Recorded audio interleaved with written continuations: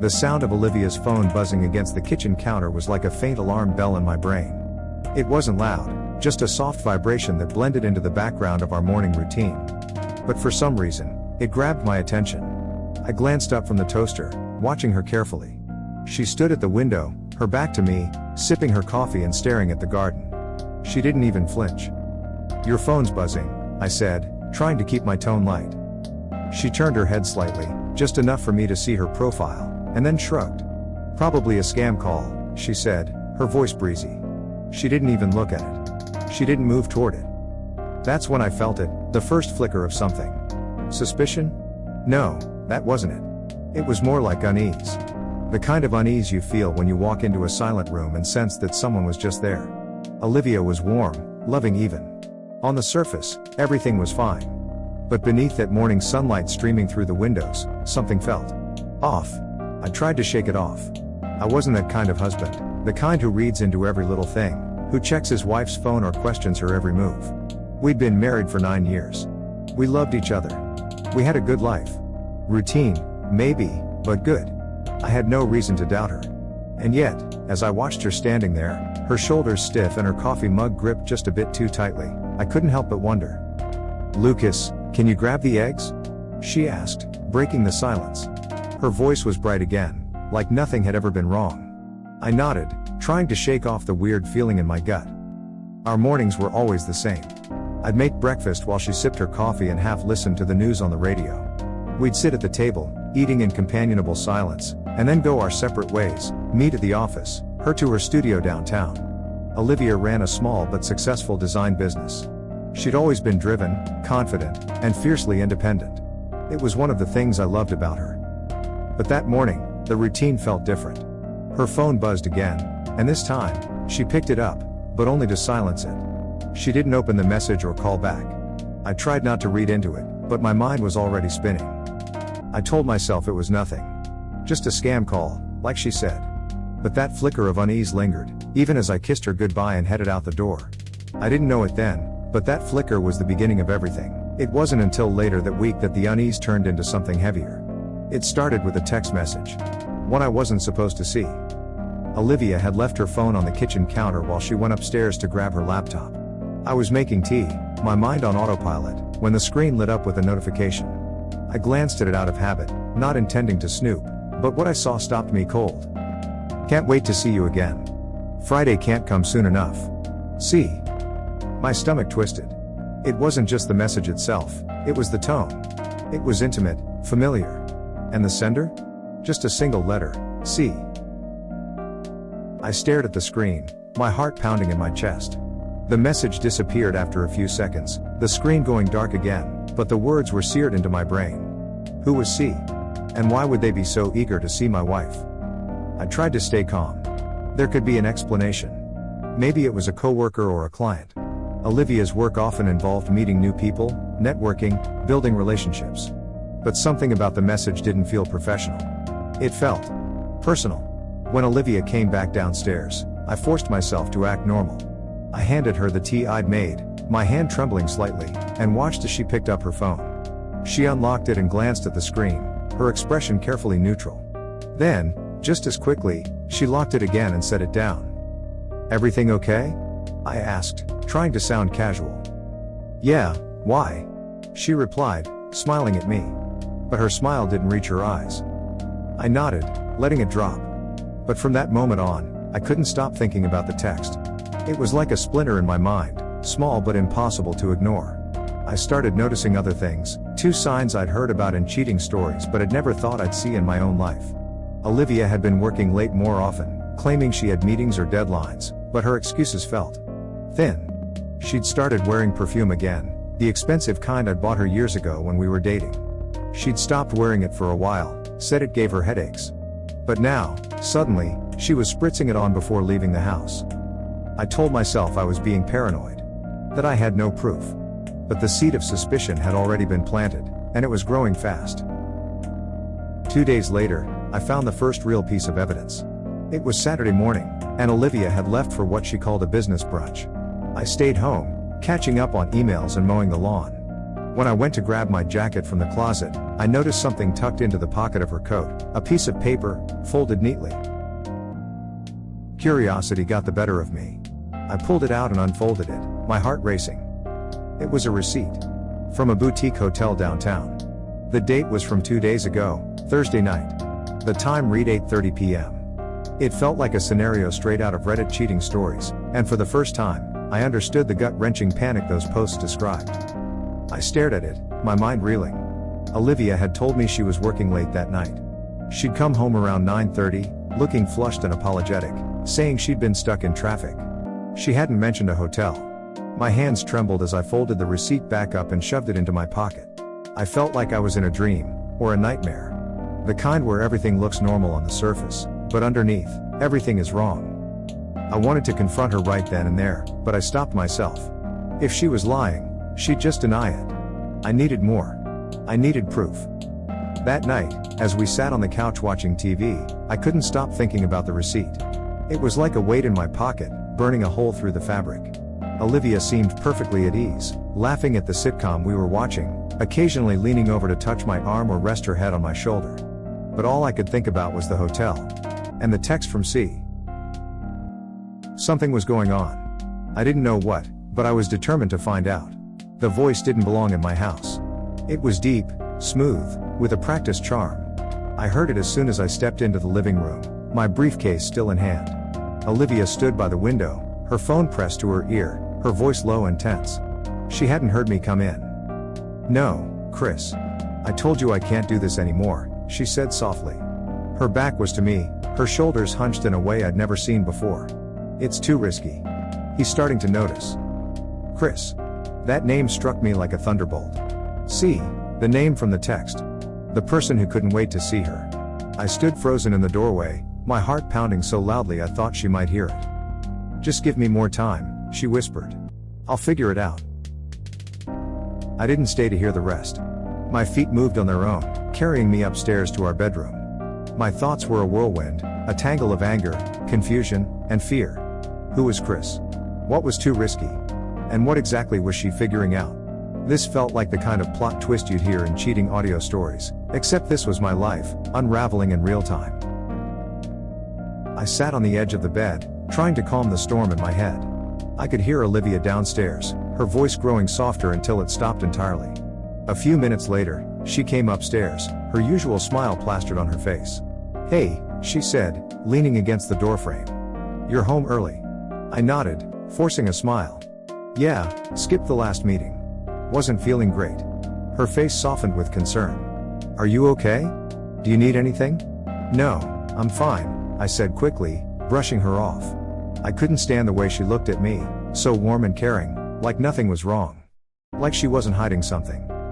That night, I lay awake beside her, staring at the ceiling while she slept soundly. Or at least pretended to. My mind replayed her conversation with Chris over and over, dissecting every word, every pause. I thought about the text, the hotel receipt, the perfume. The pieces were falling into place, but the picture they were forming didn't make any sense. The next morning, I did something I never thought I'd do. I called off work, waited for Olivia to leave, and started searching. Her studio was spotless, her laptop password protected, her phone glued to her side. But in her desk drawer, tucked beneath a stack of old receipts, I found an envelope. Inside was a photo of Olivia and a man I didn't recognize. They were standing close, their arms brushing, their smiles too bright. He was tall, dark-haired, with an easy confidence that practically leapt off the page. On the back of the photo, in her handwriting, was a single word, Chris. I stared at the photo for what felt like hours, my hands trembling. I didn't know what was worse, the betrayal, the lies, or the fact that I still didn't know the whole story. But I was going to find out. No matter what it took.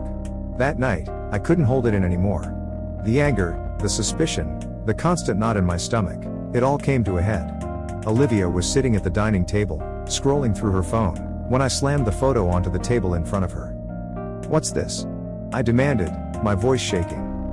She froze, her eyes flicking to the photo. For a moment, I thought I saw fear flash across her face, but she quickly masked it with confusion. "Where did you get that?" "Don't play dumb, Olivia," I snapped. "Who is he? Who's Chris?" She stared at me, her mouth opening and closing like she didn't know what to say. Finally, she sighed, leaning back in her chair. "He's an old friend." "An old friend?" I repeated, my voice dripping with sarcasm. "So, your old friend is the one you've been meeting at hotels? The one you've been texting? The one you were on the phone with yesterday?" Her eyes widened. "You were listening to my call?" she asked, her voice rising in anger. I didn't answer. My mind was too full of questions, filled with images of cheating stories and the possibility that I was now part of one. "That's not the point," I shouted. "The point is that you're lying to me, Olivia.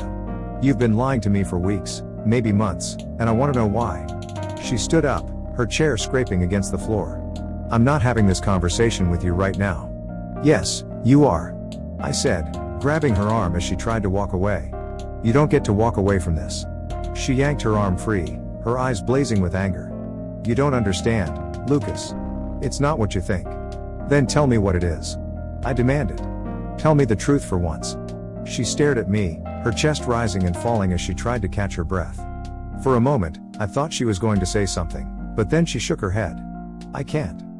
And with that, she stormed out of the room, leaving me standing there, the photo still on the table.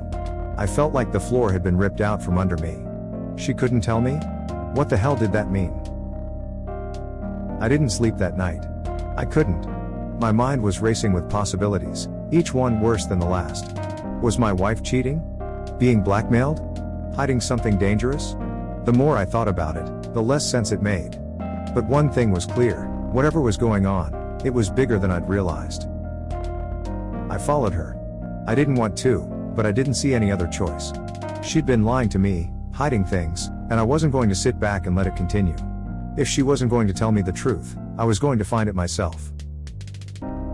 It was Friday evening, and Olivia had told me she was meeting a client downtown. She'd been vague about the details, but I didn't press her. Instead, I waited until she left, then grabbed my keys and followed her car. She didn't go downtown. She went to the same boutique hotel from the receipt I'd found. My chest tightened as I parked across the street, watching her step out of the car. She was dressed up, her hair and makeup perfect, her shoulders squared like she was preparing for battle. She walked inside without looking back. I waited a few minutes before following her. My heart was pounding so hard I thought it might burst. I didn't know what I was going to find, but I couldn't turn back now. Inside, the lobby was quiet. Olivia was nowhere to be seen, but the receptionist gave me a suspicious look as I lingered near the elevators. I pretended to check my phone, trying to act casual, but my hands were shaking. Then I saw her. She was stepping into an elevator with Chris, the man from the photo. They didn't touch, but the way they looked at each other said everything. My stomach dropped. I wanted to run after them, to demand answers, but I couldn't move. Instead, I turned and walked out of the hotel, my mind spinning. I didn't know what was worse, the betrayal or the fact that I still didn't know why. This felt like one of those cheating passion stories where the truth was just out of reach, taunting me. But one thing was certain, Olivia was hiding something, and I was going to find out what it was. No matter what it took. I wasn't prepared for what came next. I thought I was chasing an affair, a betrayal of the heart, but what I found was darker, more twisted than I could have imagined. After that night at the hotel, I could no longer ignore the truth. Olivia wasn't just hiding something from me, she was in deep, tangled up in something dangerous. My mind replayed the scene 100 times since I'd seen her with Chris. That look in her eyes when she spoke to him, the way they slipped into the elevator together, it wasn't just infidelity. There was fear, hesitation, something deeper than lust. And I had to know what it was. The next morning, I decided to confront her again. But before I could even open my mouth, my phone buzzed. It was an unknown number. Reluctantly, I picked up. "Lucas, isn't it?" The voice was male, smooth, and far too calm. My stomach clenched. "Let me save you some trouble. Stop digging into things that don't concern you." "Who the hell is this?" I demanded, my voice louder than I intended.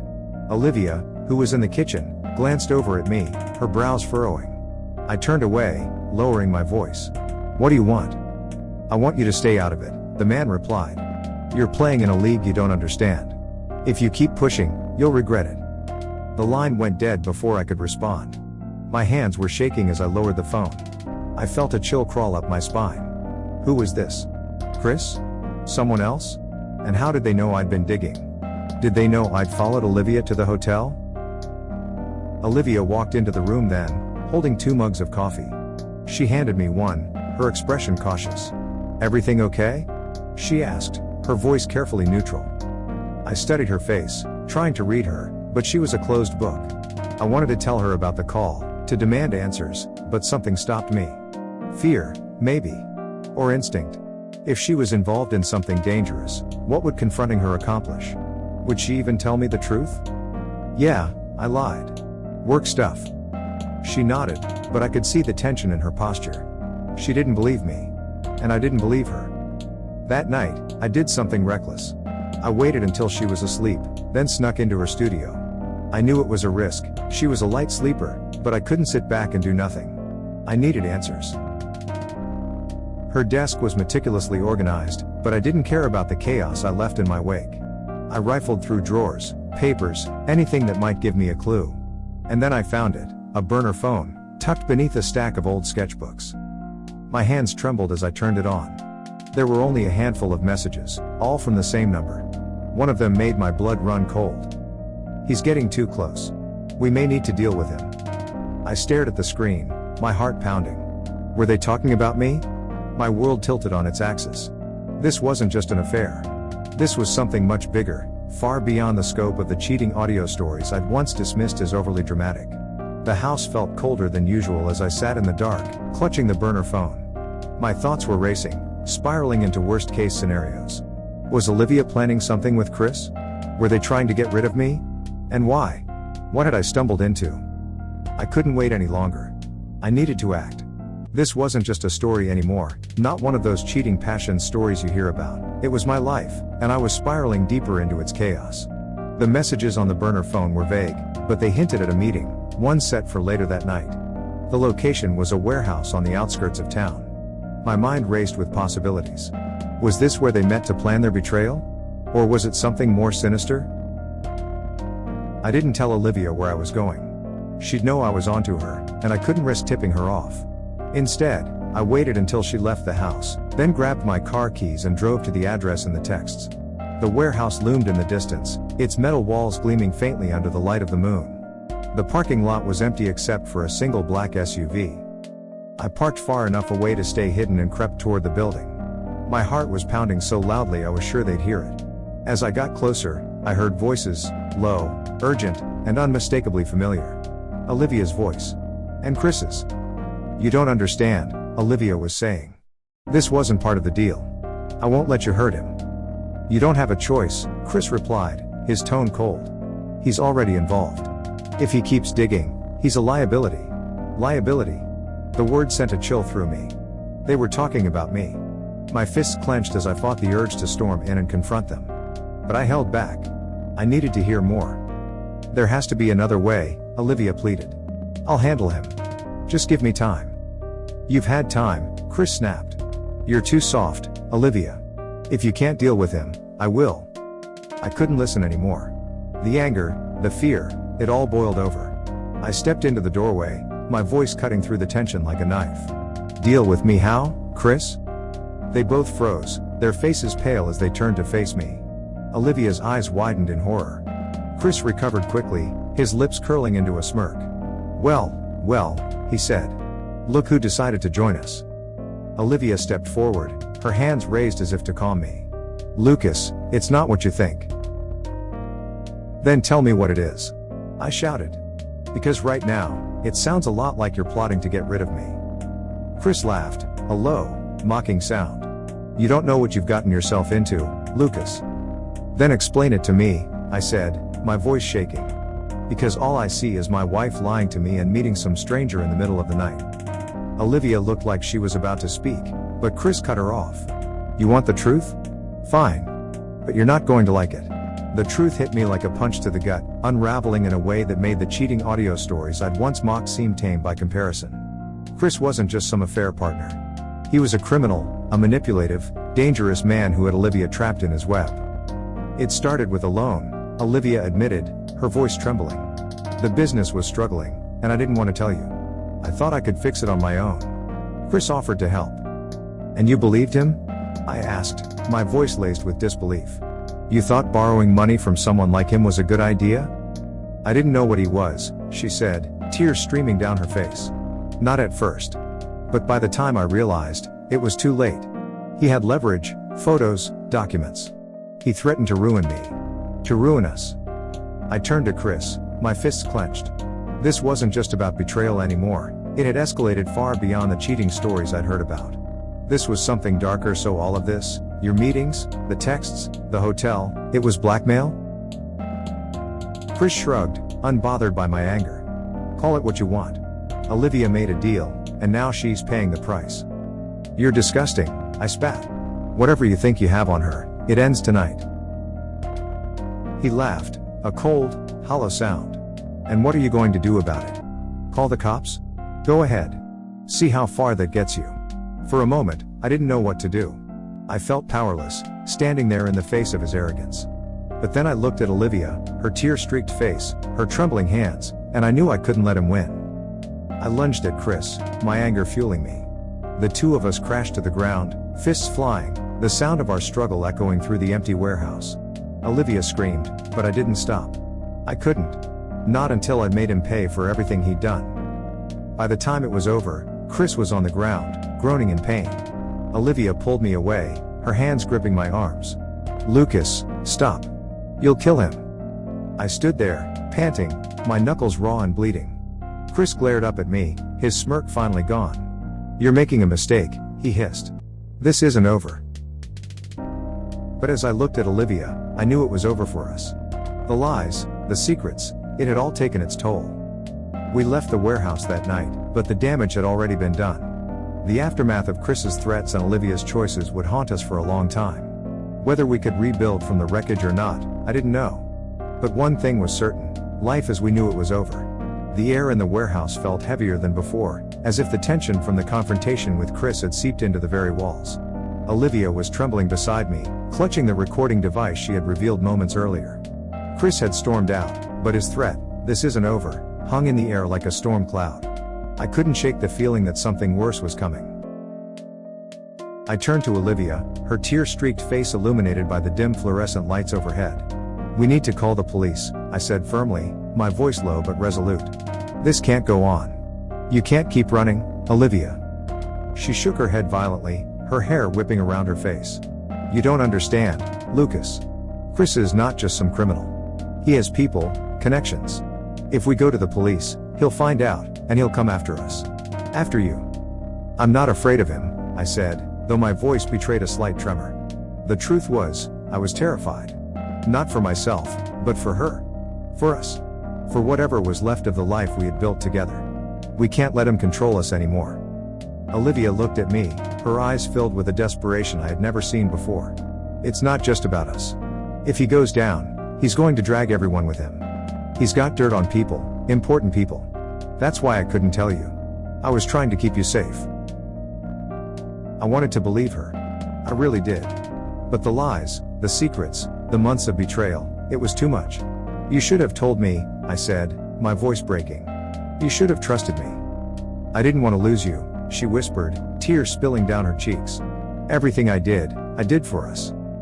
Before I could respond, the sound of tires screeching outside shattered the moment. My heart leapt into my throat as I turned toward the door. A second later, the metallic clang of footsteps echoed through the warehouse.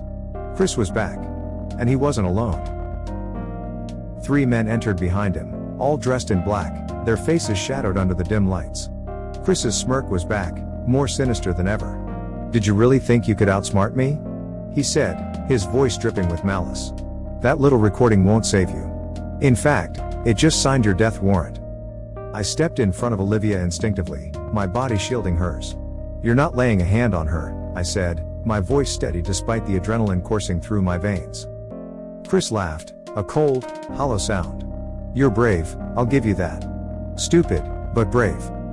One of the men stepped forward, his hand reaching into his jacket. I froze, my mind racing. Was this it?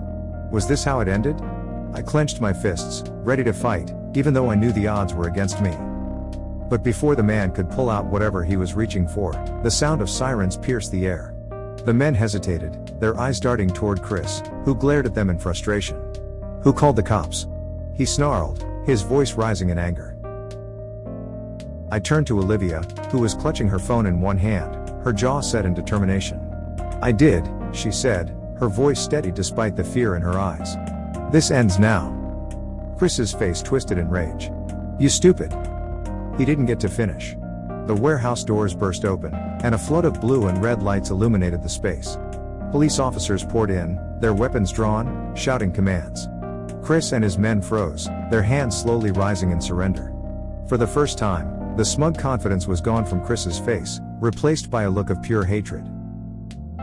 "You'll regret this," he spat, his eyes locking on Olivia. "This isn't over."